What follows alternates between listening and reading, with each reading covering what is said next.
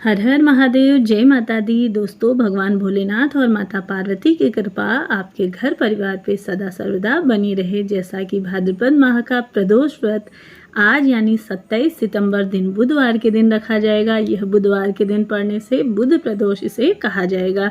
साथ ही साथ प्रदोष व्रत समस्त प्रकार के दोषों का समाप्त करने के लिए और पापों का नाश करने के लिए कहा जाता है। इसलिए प्रत्येक मनुष्य को अपने जीवन काल में एक बार तो अवश्य से ही प्रदोष का व्रत करना चाहिए या उसकी कथा का श्रवण अवश्य से ही करना चाहिए।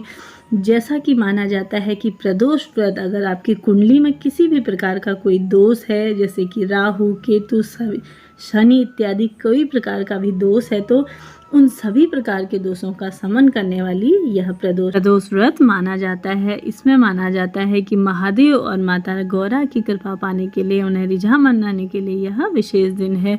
तो इसमें आज हम सभी बुध प्रदोष व्रत कथा का श्रवण करेंगे। बोलिए हर हर महादेव। पौराणिक कथा के अनुसार एक पुरुष की नई नई शादी हुई थी।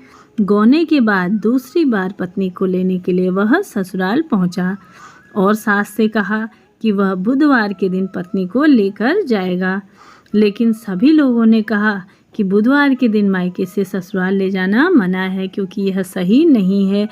लेकिन वह फिर भी नहीं माना।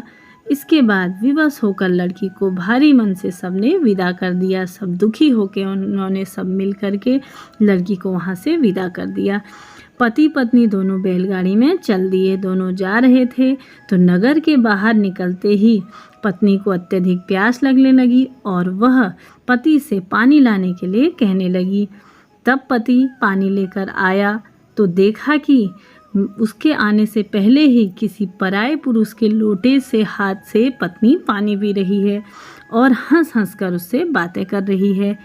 वह पराया पुरुष बिल्कुल उसके पति की शक्ल का और सूरत का ही दिख रहा है। यह देखकर पति को अत्यधिक गुस्सा आया और लड़ाई करना उसने शुरू कर दिया। और साथ ही साथ लड़ाई को देख करके वहाँ पे भीड़ इकट्ठा हो गई। इससे वहाँ एक सिपाही आया और महिला ने पूछा कि तुम सच सच बताओ कि मेरा इसमें से कौन पति है।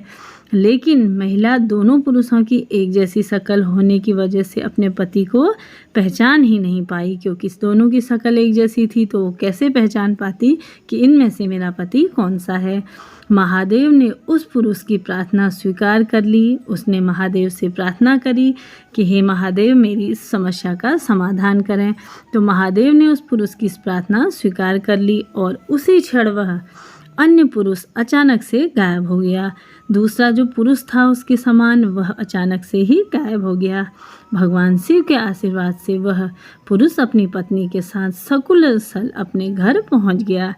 इसके बाद वह पति पत्नी दोनों नियमित बुधवार के दिन बुध प्रदोष व्रत करने लगे, जैसे कि भोलेनाथ की कृपा उनके घर परिवार पे सदा बढ़ने लगी। ऐसा माना जाता है कि इस कथा के श्रवण से या इस दिन व्रत करने से विशेष फलों की प्राप्ति अवश्य ही होती है। शाम के समय प्रदोष काल का जो समय होता है, उस समय आप सभी को इसका व्रत अवश्य से इसका पूजन करना चाहिए। उस समय माना जाता है कि महादेव और माता गौरा सदा ही प्रदोष काल के समय भ्रमण पे निकलते हैं और जिस भक्त को भी वह कथा का श्रवण करते हुए या कोई पूजा पाठ विशेष करते हुए दिख जाए ना, तो उसके विशेष फलों को उसे प्राप्ति होती है। साथ ही साथ उसके रोग कष्ट दूर होना निश्चित है। तो बोलिए हर हर महादेव। तो यह थी बुध प्रदोष व्रत कथा। अब बात कर लेते हैं कुछ विशेष उपायों की।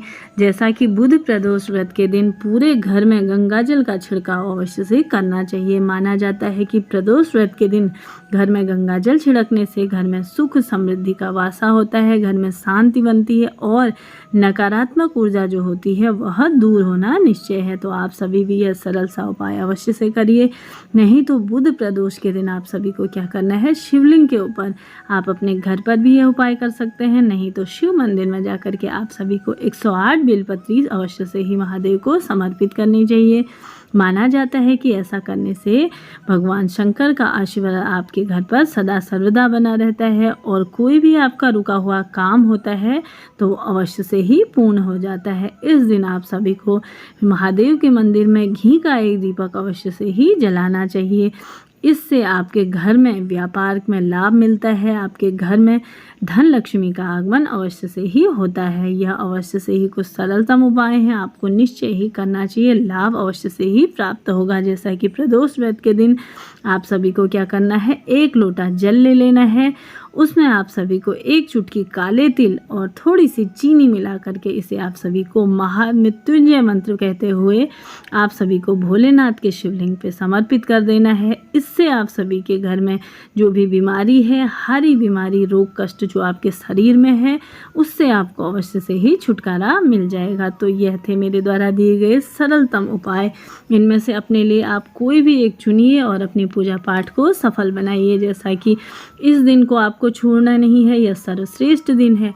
ऐसा नहीं है कि यह छोटे छोटे उपाय आप सभी को व्रत करने से ही करने हैं, ऐसा नहीं है। आपका व्रत नहीं भी है तो आप सभी शाम के समय में जैसा कि स्नान आदि कर सकते हैं तो यह अति श्रेष्ठ है। नहीं तो शाम के समय में आप सभी जैसा कि हाथ पैर धुला करके कुछ छींटे आप अपने ऊपर जल के नहाने का भाव इत्यादि करते हुए आप सभी को क्या करना है, महादेव के शिवलिंग के ऊपर आप सभी को यह सरलतम उपाय करने हैं। नहीं तो आप अपने घर पर भी यह उपाय कर सकते हैं।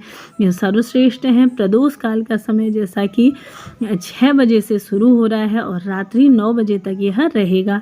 तो आप सभी प्रदोष काल के समय यह विशेष उपाय छोटे छोटे कर लेते हैं तो आपका जीवन सुखमय अवश्य से ही बना रहेगा।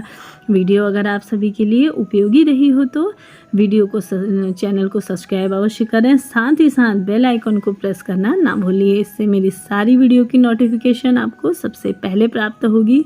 तो मिलते हैं अगली वीडियो में, तब तक के लिए नमस्कार।